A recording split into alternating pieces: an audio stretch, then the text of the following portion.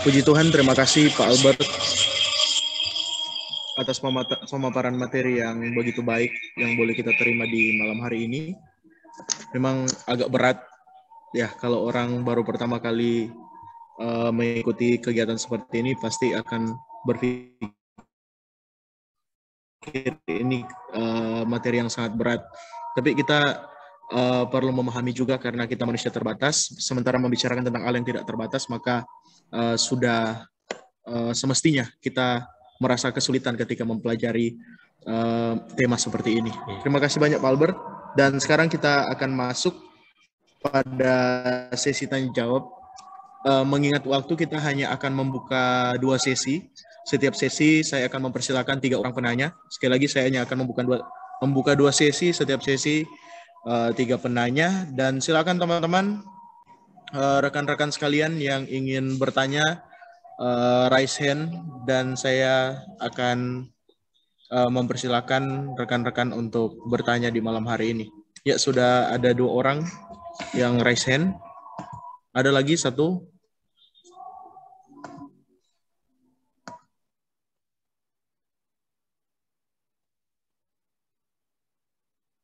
Oke. Saya persilakan.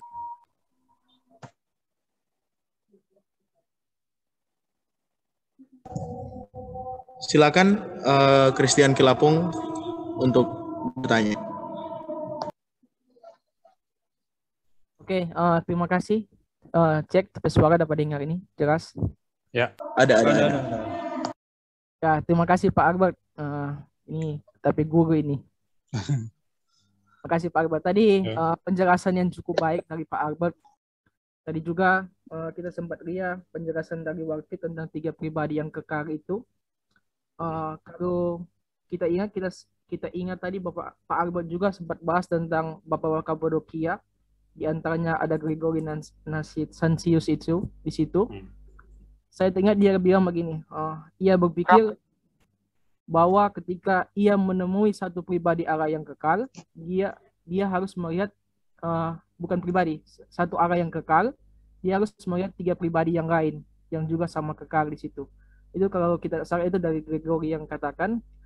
Pertanyaan kita kali ini Pak Albert mengenai ada satu kutipan dari John Calvin. Dia bilang begini, ia membuang imajinasi yang bodoh dan mengendalikan keberanian pikiran manusia. Tentu saja ketidakbatasannya pasti membuat kita takut untuk mencoba mengukur dia dengan pemahaman kita sendiri. Ini Calvin katakan di dalam buku Penuntun ke dalam Teologi Institut Calvin, dalam poin Douglas Carey dia bahas tentang Tritunggal itu. Jadi pertanyaan begini tadi tentang berbicara tentang Sabirian. Jadi kalau Calvin katakan bahwa Allah mengendalikan atau membuang imajinasi yang bodoh, bagaimana ketika kalau dari banyak argumentasi Sabirian yang mengatakan contohnya dalam Tritunggal itu hanya menekankan fungsi-fungsi. Contohnya banyak pendeta katakan bahwa dia menganalogikan. Contohnya kalau di rumah dia adalah seorang ayah, di sekolah dia adalah seorang guru, sebagai pelayan gereja dia adalah seorang penatua atau syammas atau diaken dan sebagainya. Tetapi dia memiliki dia tetap adalah ayah itu tetapi memiliki fungsi yang berbeda-berbeda. Jadi bagaimana pandangan Pak Albert tentang hal ini? Kalau melihat, kalau Calvin katakan itu adalah Allah telah mengendalikan imajinasi manusia, terlebih khusus kebodohan manusia, orang-orang ini apa? Kalau Allah telah mengendalikan, apa yang mau dikatakan terhadap orang-orang yang mengatakan ini pandangan yang salah kalau menurut tadi Sabirian ini merujuk kepada Sabirian. Itu saja Pak Albert, terima kasih.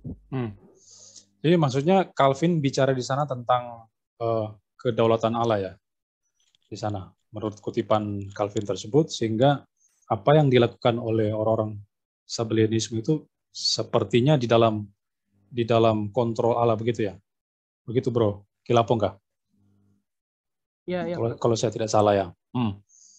Jadi yang pertama bahwa apa yang dinyatakan oleh orang Sabellianisme itu jelas keliru. Ada 3 mode atau 3 peranan di sana. Bapak sebagai orang tua dari ayahnya bisa bekerja di kantor juga, lalu bisa menjadi seorang pengajar, misalnya dosen, itu adalah 3 mode atau 3 penampakan yang sama sebetulnya menuju pada satu pribadi. Itu jelas salah karena seperti saya katakan tadi, Alkitab jelas membedakan di antara ketiga pribadi itu. Mengapa mereka disebut pribadi? Karena tadi itu, yang satu bisa mengutus yang lain. Misalnya Bapa itu kan mengutus anak ke dalam dunia, Yohanes 3:16 dan 17, anak itu diutus untuk menjadi juru selamat di dunia. Nah, yang satu mengutus yang lain. Kalau ini adalah satu pribadi yang sama, bagaimana mungkin satu pribadi ini mengutus dirinya sendiri ke dunia? Kan tidak seperti itu, tidak bisa seperti itu. Lalu ada komunikasi di sana, Bapak bicara kepada anak, tahtamu ya Allah. Jadi Bapak ngomong kepada anak. Bagaimana mungkin satu pribadi ini bicara misalnya kepada dirinya sendiri? Kelihatannya itu tidak bisa kita terima, tidak masuk akal seperti itu. Jadi tidak ada, Alkitab membicarakan Allah itu di dalam 3 pribadi, lebih dari satu pribadi. Tidak mungkin dia satu pribadi. Kalau satu pribadi, dia tidak bisa melakukan hal-hal yang demikian. Maka ajaran daripada Sabellianisme itu keliru. Nah, sekarang kaitannya dengan Allah itu bagaimana? Kalau begitu, Allah kan ini berdaulat mutlak kepada seluruh ciptaannya. Reform percaya Allah itu juga menentukan segala sesuatu, termasuk menentukan dosa itu terjadi. Lalu bagaimana orang-orang Sabellianisme ini? Mungkin saya memahami pertanyaan Bro Kilapong ke sana. Jadi mungkin mereka itu juga seakan-akan sepertinya disetir oleh Allah untuk memahami Allah itu seperti demikian. Nah, perlu saudara tahu inilah mungkin ini pembahasan yang berbeda, tidak harus kita jelaskan secara detail di sini. Memang Allah itu berdaulat mutlak kepada seluruh ciptaannya. Dia itu menentukan segala sesuatu terjadi di bawah kehendaknya, di bawah kendalinya. Tetapi ketika kesalahan itu terjadi, misalnya dosa itu terjadi, dilakukan oleh para bidat misalnya yang menolak 3 pribadi Allah, menolak doktrin Allah Tritunggal, ketika itu terjadi, ketika mereka jatuh di dalam kesalahan itu, mereka melakukan itu secara sukarela sebetulnya. Jadi tidak ada sebuah paksaan daripada pribadi ilahi daripada Allah untuk seakan-akan mereka ini robot kemudian disetir untuk jatuh di dalam kesalahan itu. Tidak, tapi ketika memang Allah itu ada andil Allah dalam dosa tersebut, terjadinya dosa, tetapi ketika dosa itu terjadi, itu dilakukan oleh manusia secara sukarela. Jadi ada semacam kehendak yang bebas dalam diri manusia, walaupun kita harus mendefinisikan itu secara lebih dalam lagi.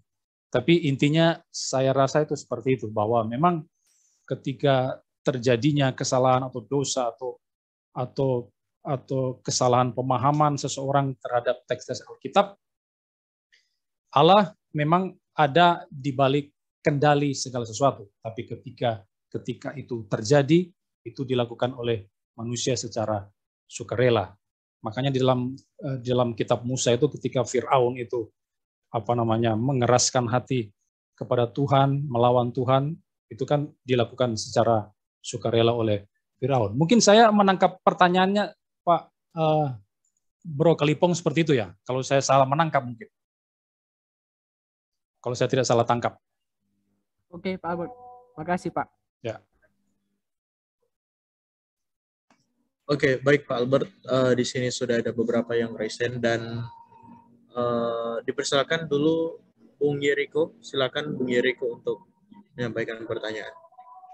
Ya, terima kasih kepada Pak Anugrah selaku moderator yang telah memberikan kesempatan untuk saya bertanya kepada narasumber kita Pak Albert Rumpapuk. Jadi selamat malam Pak Albert. Ya, di sini saya mau bertanya seputaran keterpisahan ya Pak ya, Allah Tritunggal. Tadi Bapak sudah memaparkan dengan sangat jelas bahwa Allah Tritunggal itu dia tunggal secara hakikatnya ya Pak ya, jamak secara pribadinya. Mereka tidak dapat dipisahkan tapi dapat dibedakan. Yang menjadi pertanyaan saya Pak, dalam kasus Yesus disalib Pak, itu Yesus mengatakan, ya Allahku, Allahku, mengapa engkau meninggalkan aku? Ada yang mengatakan bahwa di situ terjadi keterpisahan Pak, antara Yesus dengan Allah, dan akhirnya menjadi pemikiran bahwa Akhirnya memang betul, mereka yang tidak pernah terpisah menjadi terpisah saat Yesus disalib. Menurut Pak Albert sendiri itu bagaimana, Pak? Ya, itu saja. Terima kasih, Pak. Oke. Iya, memang itu salah satu teks dalam Matius 27, nggak salah itu. Matius 27 ayat 46. Kira-kira jam 3 berserulah Yesus dengan suara nyaring, Eli, Eli, lama sabachthani. Artinya, Allahku, Allahku, mengapa engkau meninggalkan. Nah, ini terus terang di dalam kalangan Kristen sendiri ini dipahami secara bervariasi di dalam kekristenan. Dan ada satu kelompok ya, orang-orang GBA Grave itu, ini bukan Pak Suentoliau, anak buahnya Pak Suentoliau itu menggunakan teks ini Matius 27 ayat 46 untuk menunjukkan, oh ini loh buktinya kan disalib Yesus berteriak Eli Eli lama sabachthani. Kalau begitu ada keterpisahan dong antara anak dengan Bapak, karena dia menyebut Bapak sebagai Eli Eli lama sabachthani. Tapi ada penafsiran di kalangan gereja timur, gereja ortodoks, bahwa ini sebetulnya adalah kutipan. Dan memang ini adalah kutipan, ya, kutipan di dalam Mazmur pasal 22 ayat yang ketiga. Di sana kita katakan, Allahku, Allahku, mengapa engkau meninggalkan aku? Aku berseru tapi engkau tetap jauh, tidak menolong aku. Nah, itu adalah kutipan dalam Mazmur 22. Dan Mazmur 22 itu adalah sebuah lagu sebetulnya. Itu adalah sebuah lagu yang dinyanyikan oleh orang Yahudi. Jadi kita bicara tentang konteks Yahudi. Di dalam konteks Yahudi, Mazmur 22 ini adalah sebuah lagu yang biasa katanya mereka nyanyikan ketika mereka sedang menghadapi sebuah masalah. Jadi kalau ada persoalan, penderitaan, atau tekanan hidup yang mereka hadapi, mereka biasanya katanya nyanyi lagu ini. Tidak perlu kita menafsirkan secara macam-macam, segala macam tafsiran itu, karena ini hanya menunjuk kepada lagu yang dinyanyikan oleh Yesus ketika disalib, ketika dia menghadapi penderitaan yang begitu hebat, lalu muncullah ini ya, Eli, Eli, lama sabachthani. Nah, kalau sudah melihat dalam Mazmur pasal 22 ayat 2, itu kan dikatakan untuk pemimpin biduan menurut lagu rusa di kala fajar. Jadi ini adalah lagu rusa di kala fajar. Ini yang dipahami oleh teolog-teolog timur ketika mereka memahami kalimat Eli Eli lama sabachthani itu. Nah, tetapi kalau kita hanya berhenti pada pengertian semacam demikian, menurut saya nilai kristologinya itu belum nampak di sana. Karena Yesus kan itu mati di atas kayu salib dengan satu tujuan, satu misi sebetulnya. Tujuannya apa? Misinya apa? Sebagai untuk juru selamat. Jadi dia menjadi substitusi bagi kita yang berdosa di sana. Dia menjadi substitusi bagi kita. Seharusnya kita yang ada di sana tergantung di salib, lalu dimurkai oleh Allah di sana. Tapi Yesus menggantikan posisi kita di sana. Jadi dia sebagai substitusi, mengganti keberdosaan kita itu seakan-akan dosa itu ditimpahkan kepada dia, murka ditimpahkan kepada dia menanggung segalanya itu di atas kayu salib. Ini adalah poin yang penting sebetulnya, ini merupakan nilai kristologis yang sangat penting sekali. Nah, kalau kita hanya memahami seperti yang diajarkan oleh teolog timur itu, maka kita tidak bisa mendapatkan sesuatu yang penting di dalam kalimat Yesus tersebut. Eli, Eli, lama sabachthani. Nah, artinya apa?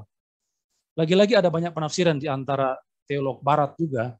Ada yang mengatakan di sana, seperti kelompok Pak Suentolio mengatakan, itu keterpisahan pribadi di antara anak dan Bapak. Kalau memahami itu, melawan nanti kata-kata Yesus dalam Injil Yohanes yang mengatakan, Bapak di dalam aku di dalam Bapak di dalam anak, dan seterusnya. Roh Kudus juga saling mendiami, di antara tiga pribadi saling mendiami. Itu kan melawan teks-teks itu. Jadi kita tidak boleh memahami itu ada sebuah keterpisahan pribadi secara lokasi. Anaknya disalib, lalu bapaknya di sana, di tempat lain. Lalu Yesus berteriak, Allahku, Eli, Eli, lama sabachthani. Tidak boleh. Kita tidak boleh memahami secara demikian, karena akan melawan teks-teks di dalam Injil Yohanes yang sudah saya sampaikan tadi. Kemudian penafsiran yang kedua adalah, ada putus hubungan di sana. Jadi karena dosa itu kan digambarkan sebagai sesuatu yang dibenci oleh Allah di sana. Jadi karena manusia berdosa, di dalam Roma mengatakan upah dosa, semua manusia telah berbuat dosa dan telah kehilangan kemuliaan Allah. Roma pasal 3 ya, nggak salah. Jadi dosa itu mengakibatkan hubungan kita dengan Allah itu terputus. Terputus, ini penafsiran yang kedua. Maka ada teolog yang mengatakan kalau begitu, itulah yang terjadi di sana. Jadi anak di sana sedang mengalami keterputusan hubungan dengan bapaknya. Tapi terputusnya hubungan itu bukan dalam pengertian lokatif. Yang satu berada di salib, yang lainnya ada di tempat yang lain. Bukan seperti itu. Bukan putus dalam pengertian terpisah secara tempat, tidak seperti itu. Tapi hanya di dalam hubungan personal di antara keduanya. Ketiga pribadi kan tidak pernah terpisah secara hubungan. Itu ditunjukkan misalnya dalam Yohanes pasal 1 ayat 1. Logos itu sudah pros dengan Bapa sejak kekekalan di minus lampau, tak terhingga. Dia sudah pros, saling mendiami, berelasi secara personal di sana, dan tidak pernah terputus. Nah, faktanya waktu disalib, Yesus kok teriak, Eli, Eli, lama sabachthani. Nah, lalu mereka menafsirkan, di sanalah keterputusan itu terjadi. Memang Allah Tritunggal tidak pernah putus hubungan, tapi ketika disalib, itulah saat atau titik di mana ada putus hubungan di antara kedua pribadi itu. Nah, dulu juga saya mengikuti pandangan seperti itu. Waktu saya belajar teks itu, ada berbagai pandangan muncul, lalu ada sebuah pendapat yang demikian. Dulu saya mengikuti hal itu. Tapi, sekali lagi ya, kita sedang bicara tentang Allah Tritunggal. Tiga pribadi ini, yang sudah saya buktikan tadi menurut Bapak-Bapak Kapodikia, mereka itu berelasi, saling mendiami satu dengan yang lainnya, dan tidak pernah terpisah. Kapanpun dan dimanapun tidak pernah terpisah. Teksnya sudah saya berikan tadi. Nah, kalau ada saat tertentu di dalam titik tertentu, waktu disalib dia mengalami putus hubungan, jadi kan relasinya putus di sana ini. Relasinya putus di sana. Maka apa yang terjadi? Nah, ada persoalan berarti dalam perikoresis itu. Mereka kan saling mendiami satu sama lain. Saling mendiami. Tidak pernah terputus, tidak pernah tercerai-beraikan. Kalau kita memahami ada putus hubungan di dalam waktu Yesus teriak, Eli, Eli, lama sabachthani. Nah, kemungkinan saya bisa memahami ada kehancuran di dalam perikoresis di sana. Karena Allah Tritunggal itu tidak pernah berpisah, tidak pernah putus, mereka selalu berelasi, saling mendiami satu sama lain. Tidak mungkin terjadi demikian. Jadi menurut saya penafsiran seperti itu pun menurut saya keliru bagi saya. Lalu penafsiran yang benar seperti apa? Saya mengambil opsi yang ketiga, bahwa ya kita sudah pernah bahas ini di channel saya itu bersama Pak Pendeta Yan Suhendra dan Dr. Stanley Paparang. Jadi kami itu menyimpulkan bahwa teks itu sebetulnya inginkan bahwa menurut kami kata-kata Eli, Eli, lama sabachthani sebaiknya dipahami bahwa Allah di sana atau Bapa di sana membiarkan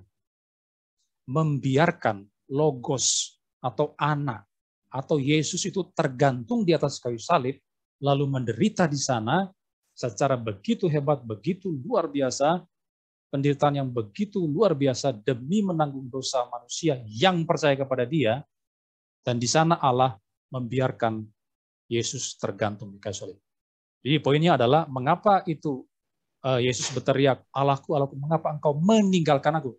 Kata meninggalkan aku itu bukan berarti tinggal secara terpisah di antara Bapa dan Anak, tidak. Tapi di sana harus kita pahami bahwa Bapa itu membiarkan anak Allah atau Yesus tergantung menderita di salib. Nah, saudara mesti hati-hati ya. Yang tergantung itu siapa? Nah, ada penafsiran lain lagi ya. Ini banyak sekali penafsiran di kalangan Kristen sendiri. Ada yang mengatakan Yesus itu punya dua natur. Natur ilahi dan natur manusia. Maka waktu dia berteriak Eli, Eli, lama sabachthani, maka natur manusia ini yang berteriak kepada Bapa, kepada keilahian Yesus. Jadi natur manusia Yesus berteriak kepada keilahiannya. Eli, Eli, lama sabachthani. Nah, ini juga menurut saya penafsiran yang keliru. Karena kalau kita belajar kristologi, kita percaya kristologi itu ada dua natur. Yesus itu mempunyai dua natur, ilahi dan manusia, Allah dan manusia. Dan kalau kita jumpai di seluruh Alkitab, tidak pernah natur yang satu ngomong kepada natur yang lain. Natur manusia berbicara kepada natur keilahian Yesus. Tidak pernah kita jumpai itu dalam seluruh teks Alkitab. Coba tunjukkan, di mana ada ayat itu? Tidak ada. Mereka katakan, oh ada ayatnya. Ya di sini, di dalam waktu Yesus tergantung di kayu salib. Tunggu dulu. Ayatnya cuma satu itu. Bagaimana Anda langsung menyimpulkan bahwa di sana natur manusia bicara atau ngomong pada natur ilahi? Tunggu dulu. Coba buktikan. Tunjukkan lagi ayat-ayat yang lain yang mendukung posisi Anda. Supaya kita bisa menerima atau berdiskusi dengan baik. Nah, kalau kita mau menjawab itu, jadi ada natur manusia bicara kepada natur ilahi, kita bisa melihat Tritunggal. Nah, ini terkait dengan Tritunggal yang kita bahas. Mengapa kita menyebut ada 3 pribadi di sana? Bapa, Anak, dan Roh Kudus. Ini 3 pribadi. Karena yang satu bisa bicara kepada yang lain. Bapa itu kan bicara kepada Anak, tahtamu ya Allah. Lalu Roh Kudus ketika kita berdoa dan kita tidak tahu lagi menyampaikan kata-kata, lalu Roh Kudus membantu kita menyampaikan kepada Bapa, kan di dalam Roma kalau salah itu ya. Jadi ada komunikasi di antara ketiganya. Ini yang disebut dengan pribadi. Tetapi sekarang kita terapkan dalam kristologi. Disalib. Apakah Yesus juga seperti itu? Tidak, karena kita tidak pernah menjumpai natur yang satu bicara kepada natur yang lain. Karena kita hanya percaya Yesus itu satu pribadi. Kenapa cuma satu pribadi? Karena natur yang satu nggak bisa ngomong pada natur yang lain. Kita tidak percaya Yesus seperti ajaran Nestorianism yang percaya ada 2 pribadi. Tidak ada. Kita menolak itu. Tidak ada datanya dalam Alkitab Yesus memiliki 2 pribadi. Atau natur yang satu bisa ngomong ke natur. Tidak ada seperti itu. Nah, karena kita tidak menjumpai hal tersebut, maka kita menyimpulkan Yesus itu cuma satu pribadi. Dan tidak ada kesimpulan bahwa natur yang satu bicara ke natur lain. Tidak ada. Dan itu juga kesalahan penafsiran terhadap teriakan Eli Eli lama sabachthani. Jadi untuk menjawab Bung Yeriko tadi, saya kira penafsiran yang lebih aman ya ketika kita memahami teriakan Yesus itu, kita harus memahami bahwa di sana Allah sedang membiarkan anaknya atau Yesus Kristus disalib, menderita, lalu mati. Itulah arti daripada Eli Eli lama sabachthani. Oke. Baik, Pak. Terima kasih banyak, Pak Albert. Pemaparannya sangat baik. Tuhan berkati, Pak. Terima kasih. Ya, terima kasih, Pak Albert, untuk 2 pertanyaan yang sudah dijawab. Dan semakin malam, semakin panas diskusi kita di malam hari ini. Dan sudah ada beberapa orang juga yang sementara raise hand. Dan tetapi mohon maaf, teman-teman, kita harus membatasi kegiatan kita di malam hari ini karena mengingat waktu.